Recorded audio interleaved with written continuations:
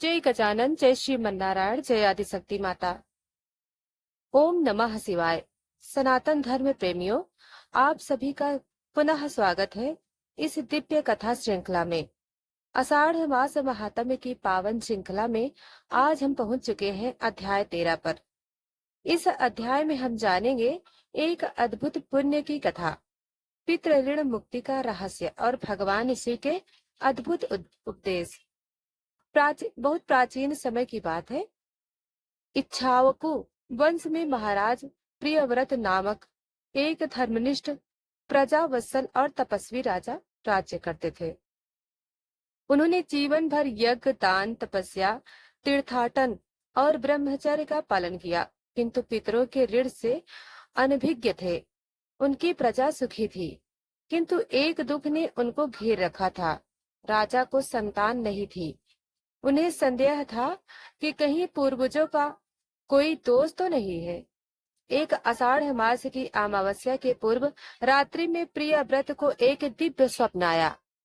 पितृलोक से उनके पूर्वज प्रकट हुए और बोले, वत्स प्रियव्रत, तुमने बहुत पुण्य किया है, किंतु पितृ तर्पण में कमी रह गई है। संतान सुख तभी प्राप्त होता है जब तुम आषाढ़ मास में पितृ तर्पण करो। विशेषकर गंगा स्नान, तिल तर्पण और ब्राह्मण भोजन कराओ। स्वप्न टूटने के बाद राजा ने तत्काल ब्राह्मण से परामर्श लिया। राजा ने विशाल यज्ञशाला का निर्माण कराया, गंगा जी से पवित्र जल मंगवाया, सैकड़ों ब्राह्मणों को आमंत्रित किया।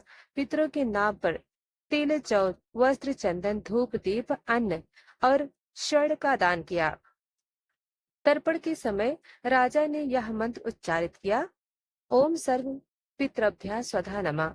हे पितृगण, मैं आपसे क्षमा चाहता हूँ, अब तृप्त होइए। तर्पण पूर्ण होते ही आकाश में दिव्य ध्वनि गूंजने लगी। प्रियव्रत, तुम्हारे पितर तृप्त हो गए। अब तुम्हारे वंश में दिव्य संतान जन्म लेगी। तुम्हारा कुल अजर अमर रहेगा। कुछ ही समय बाद रानी को गर्भ प्राप्त हुआ और एक तेजस्वी पुत्र ने जन्म लिया। उसका नाम रखा गया धर्मसेन। भगवान शिव पार्वती जी से कहते हैं, हे पार्वती, आषाढ़ मास का यह रहस्य बहुत गूढ़ है।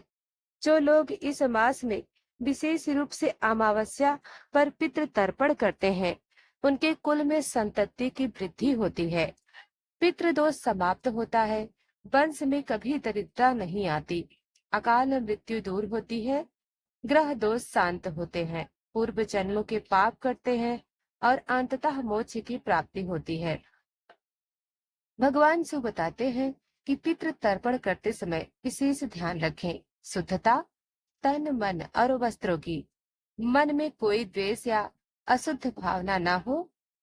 तिल मिश्रित जल अवश्य हो। दक्षिण दिशा की ओर मुख कर तर्पण करें। ओम नमः नारायणाय और ओम पितृभ्यः स्वधा नमः का उच्चारण करें। ब्राह्मण को भोजन कराकर उनके आशीर्वाद ले। प्रिय भक्तों, आपने महाराज प्रियव्रत की कथा सुनी। अब हम सुनेंगे एक अत्यंत रहस्यमयी और अद्भुत कथा, जो हमें पितरों की शक्ति और आषाढ़ मास के महत्व को अद्भुत रहस्य बताएगी। हिमालय के दक्षिणी भाग में ऋषि गंगा तट पर गौरी शंकर नामक एक महान तपस्वी रहते थे। उन्होंने सैकड़ों वर्षों तक कठिन तपस्या की, योग बल से अनेक सिद्धियां प्राप्त कर ली थी, किंतु उन्हें आत्मिक शांति नहीं मिल रही थी। रात्रि में बार बार एक ही स्वप्न आता। पितृगण करुण दृष्टि से पुकारते, गौरी शंकर, तूने तप किया, सिद्धियां प्राप्त की, किंतु हम भूखे हैं। पितृ तर्पण के बिना तुम्हारा मोक्ष अधूरा है। गौरी शंकर चिंतित हो उठे, आखिर मैं पितरों को संतुष्ट कैसे करूं? एक दिन ध्यानस्थ रहते समय साक्षात ब्रह्मा जी प्रकट हुए। ब्रह्मा जी बोले, वत्स गौरी शंकर, तुमने तप तो किया है, परंतु पितृ ऋण बाकी है। आषाढ़ मास में विशेषकर अमावस्या के दिन गंगा स्नान, तिल तर्पण, अन्नदान, वस्त्रदान और दीपदान करके ही पितरों को तृप्त कर सकते हैं। पितरों के बिना कोई भी तप पूर्ण नहीं होता। यह आषाढ़ मास पितरों का विशेष अनुग्रह काल है। जब भगवान विष्णु योग निद्रा में होते हैं, तब पितरों को पृथ्वी से तर्पण ग्रहण करने का विशेष अधिकार प्राप्त होता है। ब्रह्मा जी के आदेश से गौरी शंकर ने आषाढ़ मास अमावस्या पर विशाल तर्पण महायज्ञ आयोजित किया। गंगा तट पर असंख्य दीप प्रज्वलित किए, सैकड़ों ब्राह्मणों को आमंत्रित कर भोजन कराया, हजारों गोदान किए, तिल जल तिल मिश्रित जल से पितरों का आवाहन किया। दक्षिण दिशा की ओर मुख कर तर्पण करते हुए बोले, ओम पितृभ्या सदः नमः। हे पितृगण, अब प्रसन्न होइए। मैंने जो भी तपस्या की है वह आपकी कृपा के बिना अधूरी है। तर्पण के बाद पितृलोक के द्वार जगमगा उठे, दिव्य आकाशवाणी हुई, गौरी शंकर, तुम्हारे पितृ तृप्त हो गए, तुम्हारा मोक्ष सुनिश्चित है।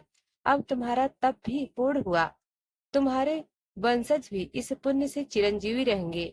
आषाढ़ मास में जो श्रद्धा से तर्पण करता है वह न केवल अपने पितरों को तृप्त करता है बल्कि अपने समस्त पापों से भी मुक्त हो जाता है। यह मास देवताओं को भी प्रिय है। भगवान शिव बोले, हे पार्वती, आषाढ़ मास में तर्पण करने से केवल पितरों की तृप्ति ही नहीं होती बल्कि कुल की उन्नति होती है, विद्या, धन, संतान और सौभाग्य की प्राप्ति होती है। रोग, शोक, दरिद्रता और अकाल मृत्यु दूर होते हैं। पितृदोष, ग्रह दोष और दोष नष्ट होते हैं। वंश में सूर्यवंशी तेज प्रकट होता है, मृतात्माओं को भी गति मिलती है। भगवान शिव कहते हैं, जो लोग जीवन भर कर्म करते रहते हैं पर पितृ ऋण चुकाने में चूक जाते हैं, उनका मोक्ष अधूरा रहता है। आषाढ़ मास की अमावस्या पितृ ऋण की शुद्धि का सर्वोच्च अवसर है। जो इसे पहचान लेता है वही वास्तविक धर्मज्ञ है। सनातन धर्म के प्रेमियों, पितरों की कृपा ही वास्तविक सुख शांति का स्रोत है। आषाढ़ मास में विशेष कर अमावस्या पर पितृ तर्पण करना हमारी आत्मा को पितरों से जोड़ता है। आइए इस दिव्य मास में हम सब भी श्रद्धा भक्ति से संकल्प ले अपने पितरों को तृप्त करें। जय पितृदेव, जय महादेव, हर हर महादेव।